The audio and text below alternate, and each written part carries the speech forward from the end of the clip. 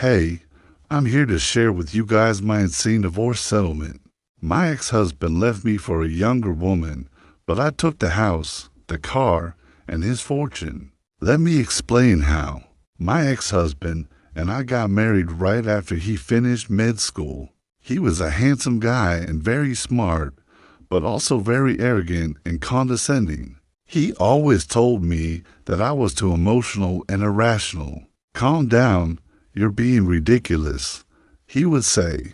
And I really thought that he loved me. I mean, we did have our problems, but most couples do, right? We were together almost 10 years by the time we got married, so I honestly didn't see our marriage ending. But I guess he felt differently because just a few months after the wedding, he started acting weird. He would come home late from work, sometimes not even bothering to call or text me. And when I confronted him about it, he said, What do you mean? I was just working late. I could tell that he was hiding something, but he was so good at it that I couldn't figure out what it was. And then one day his phone was left unlocked and I saw messages from a woman. It was a woman he had been seeing for a while. I confronted him and he finally admitted it. He said that he was sorry and that he didn't know what he was doing. He begged me for another chance, but at that point, I knew that I deserved better than his half-hearted apologies. So I told him that it was over. The divorce was messy. It felt like he wanted to drag it out as much as possible, and he tried to lowball me with a divorce settlement. I had to fight for everything, and I mean everything. He literally tried to make me sign papers where I would get nothing.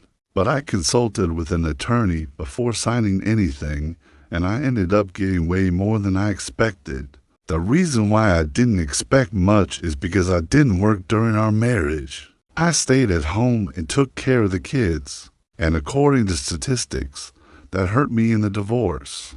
I know that if I had worked, I would have accumulated more assets and had more leverage in the divorce. So I wanted to prove my ex wrong. He always said that I wouldn't amount to anything without him, so I took his words and made them my motivation. I studied hard and got into a graduate program. It was intense. I had to work hard to keep up with my studies and take care of the kids, but it was worth it. I graduated with honors and got a great job. I showed my ex that I can do well without him. In fact, I was doing better than him. While he was scrambling to make ends meet as a new doctor, I already had a decent amount of savings. I could afford to buy whatever I wanted, and when I saw a house that I liked, I bought it. Then I bought a nice car. At this point, I had already made enough money to support myself and my kids. But I wasn't done yet. There was one thing that I wanted to buy, but it was expensive. So I waited until I had enough money to buy it. What I bought was his favorite restaurant. He was so surprised when he found out.